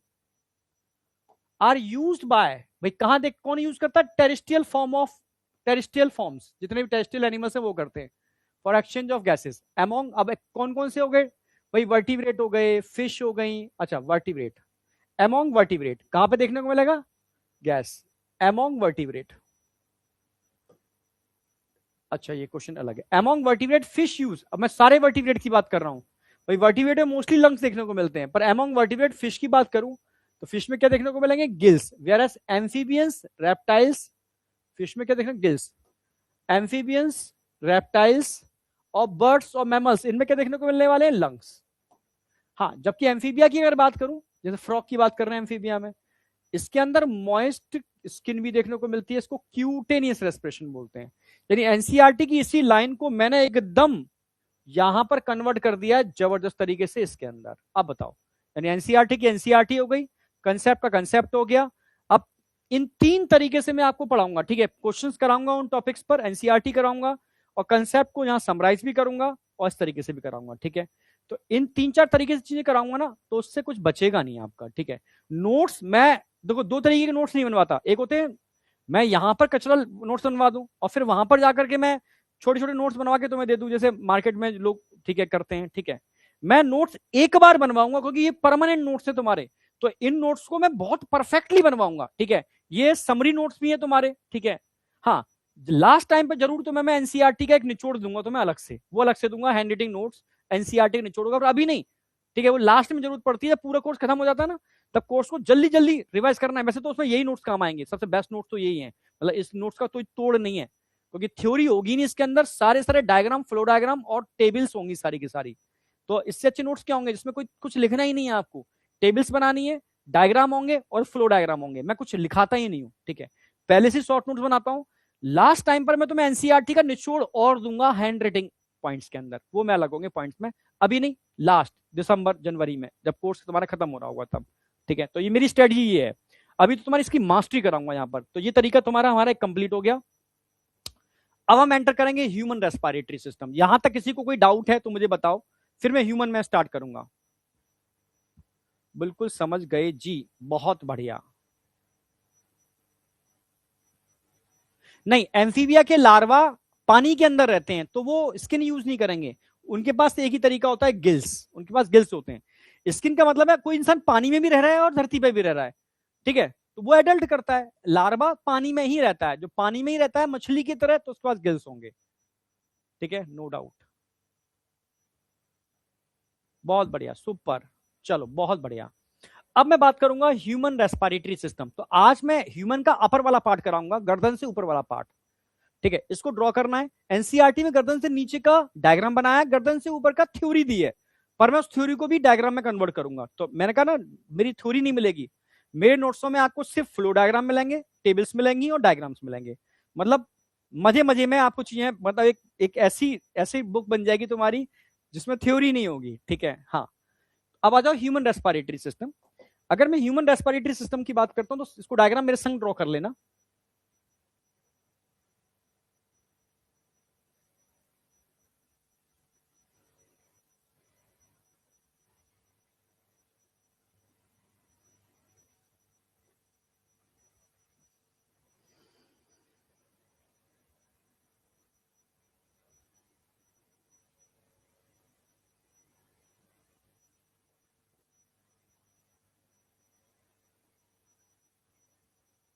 एक हमारी सांस की नली है, एक हमारी खाने की नली है। सांस की नली आगे होती है, खाने की नली पीछे होती है। ये फेरिंग्स है, ठीक है। ये हमारा एक इंटरनल होल होता है। यहां हमारी, अरे, यहां हमारी टंग होती है।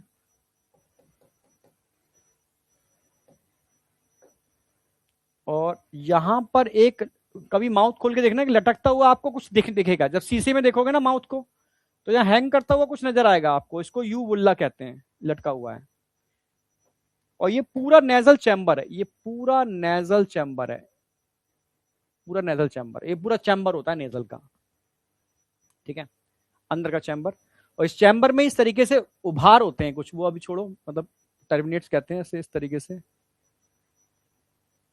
छोड़ो उसको, अभी डायग्राम खराब हो जाएगा, ठीक है। ये आपका स्ट्रक्चर है, समझना। ये आपके नथुने हैं, नॉस्ट्रिल, जहां से एयर एंटर करती है, नॉस्ट्रिल, यहां से एयर एंटर करती है, ठीक है। ये आपके प्यारे से दांत हो गए,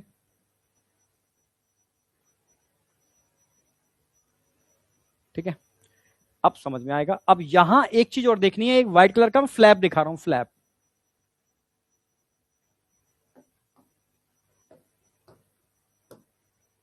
व्हाइट कलर का फ्लैप है, ये इसको ढकने का काम करता है। इधर इधर मूव करेगा और ये ऊपर मूव करेगा, इसको ढकने का काम करेगा, समझना, ठीक है।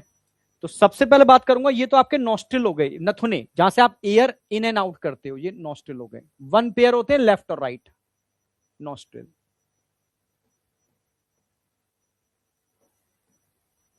नॉस्ट्रिल्स कितने होते हैं? वन पेयर होते हैं, वन पेयर। जहां से एयर एंटर करेगी, एयर यहीं से तो एंटर करती है एयर, ये एयर यहां से एंटर करेगी नॉस्ट्रिल से। और अंदर चैम्बर दिख रहा है ना, पूरा चैम्बर, इसको नेजल चैम्बर बोलते हैं, नेजल चैम्बर, नेजल चैम्बर। भाई ये क्या है? आपका नेजल चैम्बर है, ठीक है। हाँ, जहां से कह सकते हो कि आपकी एयर यहां से रोटेट करती है। अब अब समझना, यहां पर नेजल चैम्बर की ओपनिंग होती है, समझना इसको। भाई एक्सटर्नल नॉस्ट्रिल बोलोगे, मैं लिख देता हूं एक्सटर्नल। ये क्या है? एक्सटर्नल नॉस्ट्रिल है। तो ये क्या हो जाएगा? इंटरनल नॉस्ट्रिल हो जाएगा। क्या हो जाएगा? ये इंटरनल नॉस्ट्रिल।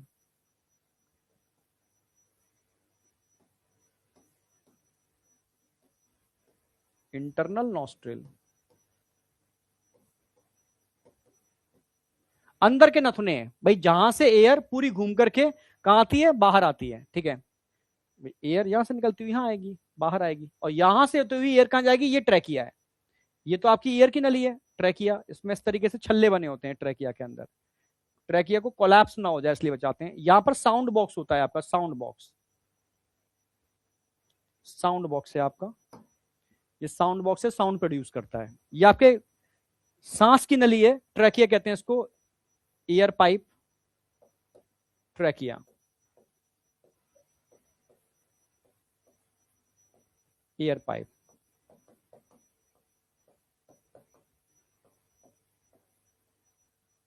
और ये आपकी ईसोफेगस है, खाने की नली, ईसोफेगस,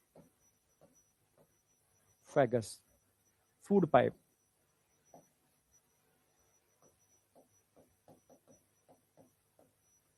एयर पाइप हो गया, फूड पाइप हो गया, ठीक है। अब जब तुम खाना निगलते हो, फूड जब एंटर करते हो, ये फूड है, मान लो खाना है,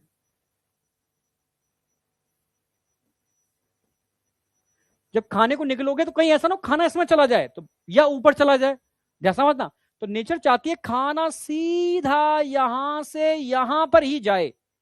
ये सुनिश्चित कौन करता है? जब आप खाने को निगलते हो तब क्या होता है, यानी ये इसको बोलते हैं एपिग्लोटिस, ये इसको ढक लेता है, और ये खाना कहीं ऊपर ना चला जाए तो ये इसको ढक लेता है। समझ में आया? यानी ये इसको कवर कर लेगा, ये इसको कवर कर लेगा, तो अब खाने के लिए एक ही रास्ता बचा, ये रास्ता बचा, तो ईसोफेगस में एंटर कर जाता है खाना। ठीक है, क्लियर है बिल्कुल? अब आगे आ जाओ। जो लटकता हुआ स्ट्रक्चर दिख रहा है ना, लटकता हुआ स्ट्रक्चर, इसको क्या बोलते हैं? यूवुला। जो हैंगिंग स्ट्रक्चर है यूवुला। ठीक है, तो मिरर में खोल के देखना, माउथ खोल करके, तो लटकता हुआ दिखेगा आपको। ये कॉमन पैसेज है भाई, कॉमन पैसेज एयर के लिए भी है भाई, एयर भी यहां से चल सकती है, फूड भी, एयर भी आ सकती है, फूड भी आ सकता है। इसको बोलते हैं फेरिंग्स।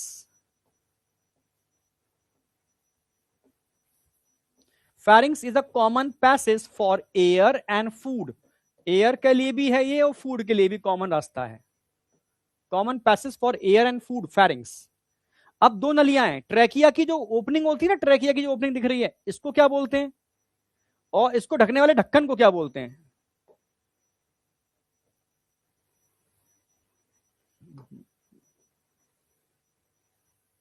ढक्कन को क्या बोलते हैं, और इस ओपनिंग को क्या बोलते हैं? दोनों ध्यान रखना है। ओपनिंग को तो बोलते हैं ग्लॉटिस, और ढक्कन को बोलते हैं, ढकने वाले ढक्कन को, एपीग्लॉटिस। एपीग्लॉटिस। तो एक तो ग्लॉटिस हो गया, एक एपीग्लॉटिस हो गया। ठीक है, और ये नीचे जो दिख रहा है ना, ये आपको ये साउंड बॉक्स है, साउंड बॉक्स, साउंड बॉक्स, जिसको हम लैरिंग्स भी कहते हैं। टेंशन मत करना, मैं नाम सारे याद करा दूंगा लास्ट तक। ठीक है, ठीक है। ऐसे ही भाई, जो आपकी सांस की नली है उसको ग्लॉटिस बोलते हैं, तो खाने की नली की जो ओपनिंग होती है ना, इसको गलिट बोलते हैं, गलिट बोलते हैं। इसको ग्लॉटिस बोलते हैं तो उसको गलिट बोलते हैं। ईसोफेगस की जो ओपनिंग है उसको गलिट बोलते हैं, गलिट। ठीक है, इसको ग्लॉटिस, और ढक्कन को इसको एपिग्लॉटिस। ठीक, अब बताओ यहां तक समझ में आया नहीं आया? बिल्कुल बेसिक। एयर कहां से एंटर करोगे? यहां से नेजल चैम्बर में, नेजल चैम्बर से इंटरनल नॉस्ट्रल से होती है फेरिंग्स में, फेरिंग्स से सीधी ट्रैकिया से होती हुई चली जाएगी एयर लंग्स के अंदर। खाना अगर खाते हो तो माउथ में, माउथ से अगेन फेरिंग्स में, फेरिंग्स से होता हुआ ईसोफेगस से होता हुआ सीधे पेट के अंदर। ये स्ट्रक्चर समझ में आया? ड्रॉ भी करना है मेरे साथ साथ। नहीं बेटा, एक ही बुक बनेगी सबकी, डायग्राम, फ्लो डायग्राम, जो और जो भी मैं करा रहा हूं, एक कॉमन बुक होगी, चैप्टर वाइज बनेगी, एकदम कलर्ड रखना, बढ़िया। कलर्ड स्केच पेन ले लो, ठीक है, और प्लेन पेपर वाली नोटबुक ले लो, नहीं तो वो आती है, रिम आती है, ठीक है, 500 पेज की, ठीक है, उसको स्पाइरल बाइंडिंग करा लो, बड़ा बढ़िया नोट्स बनते हैं उस पर भी, और सस्ती पड़ती है। अब वो भी कर सकते हो।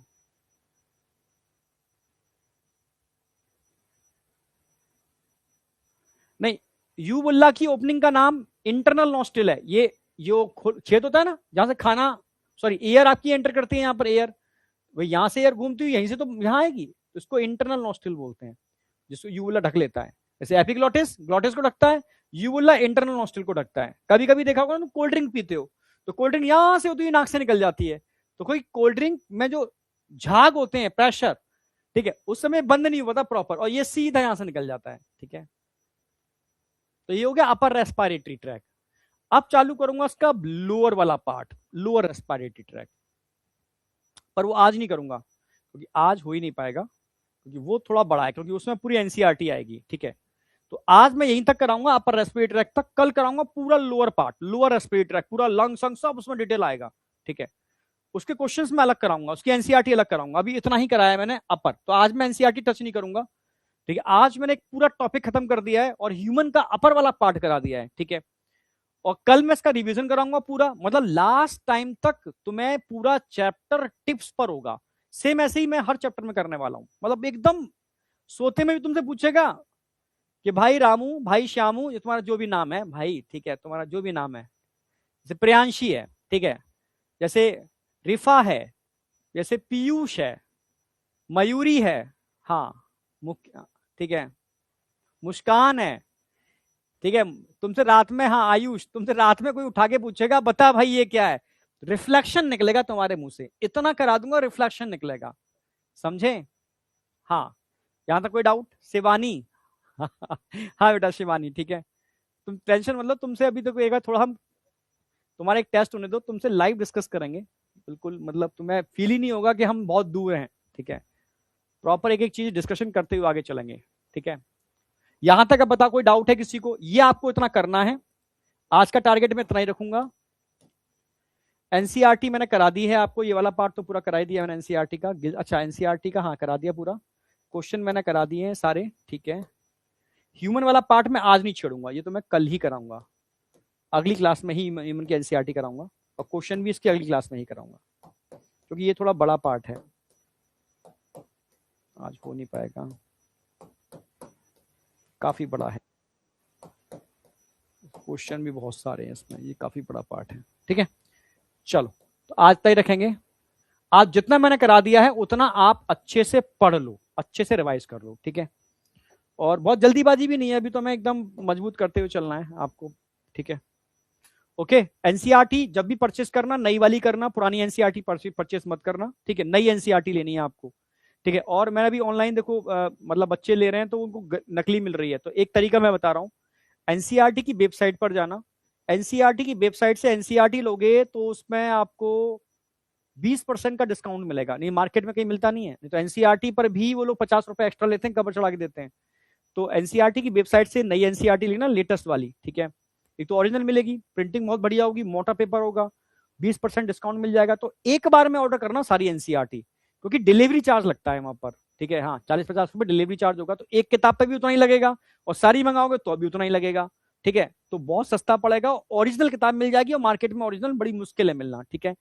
एनसीईआरटी की वेबसाइट से करना, 20% डिस्काउंट मिल जाएगा पहला, और ओरिजिनल बुक मिलेगी, एक साथ कर लेना। तुम देख लो तुम्हें लगभग एनसीईआरटी सबकी चाहिए, अगर तुम नीट की तैयारी कर रहे हो, सीयूटी की तैयारी करोगे, कोई भी कंपटीशन की एग्जाम की तैयारी करोगे, एनसीईआरटी तो ऑल इंडिया लेवल पर चलती है, ठीक है। तो वो तो मतलब सबके लिए करनी है, स्टेट बोर्ड की तो आपको लेनी पड़ेगी, पर एनसीईआरटी लेनी पड़ेगी, ठीक है। एनसीईआरटी कंपलसरी है, तो एक साथ पूरा ऑर्डर कर दो तो तुम्हें सस्ता पड़ जाएगा और ओरिजिनल चीज मिल जाएगी। और एनसीईआरटी की वेबसाइट, वो तो नॉर्मल एनसीईआरटी डालोगे तो खुल के आ जाएगी, लिंक की जरूरत क्या है।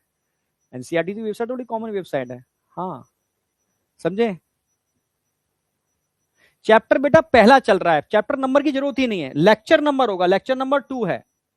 चैप्टर का नाम से याद रखना है आपको, breathing and exchange of gases पहला चैप्टर है, ह्यूमन फिजियोलॉजी का पहला चैप्टर है। चैप्टर का नाम चलेगा यही, चल जब तक चैप्टर खत्म नहीं होगा चैप्टर का नाम यही रहेगा। लेक्चर नंबर दूसरा है ये, इस चैप्टर का पहला लेक्चर मैं ले चुका हूं, इस चैप्टर का दूसरा लेक्चर आज है, आगे तीसरा लेक्चर आएगा, तो ये चेंज होता जाएगा नंबर, चैप्टर का नेम सेम रहेगा जब तक चैप्टर चल रहा है, क्लियर है। तो इसमें चैप्टर नंबर लिखने की जरूरत नहीं है, चैप्टर नंबर नहीं होता, चैप्टर का नाम होता है, ठीक है। हर किताबों में अलग अलग आगे पीछे दिए होते हैं, तो आपको ब्रीदिंग आपका चल रहा है, लेक्चर नंबर 2 है, ठीक है। चैप्टर का नेम ये है, ठीक है। लेक्चर नंबर 2 हो गया, अब लेक्चर नंबर 3 हम लेके चलेंगे, ठीक है। तो मिलते हैं अगली क्लास के अंदर, ठीक है। आगे जब एक चैप्टर खत्म हो जाएगा ना, इस चैप्टर के एंड तक आते आते फिर मैं आपको होमवर्क भी देना चालू करूंगा, एक तो डीपीपी मिलेंगी आपको, इसके अलावा मैं भी आपको होमवर्क दूंगा, ठीक है। पर अभी नहीं, थोड़ा तुम और स्ट्रांग हो जाओ अभी तो, ठीक है। धीरे धीरे धीरे धीरे धीरे स्ट्रांग हो, फिर मैं आपको चीजें लोड डालना चालू करूंगा, मतलब आपको बनाना है इस लेवल का, तो करेंगे, ठीक है। Thank you, all the best, मिलते हैं, bye my dear junior doctors, ठीक है। चलो मिलते हैं, है ना, बाय बेटा, बाय बाय बाय।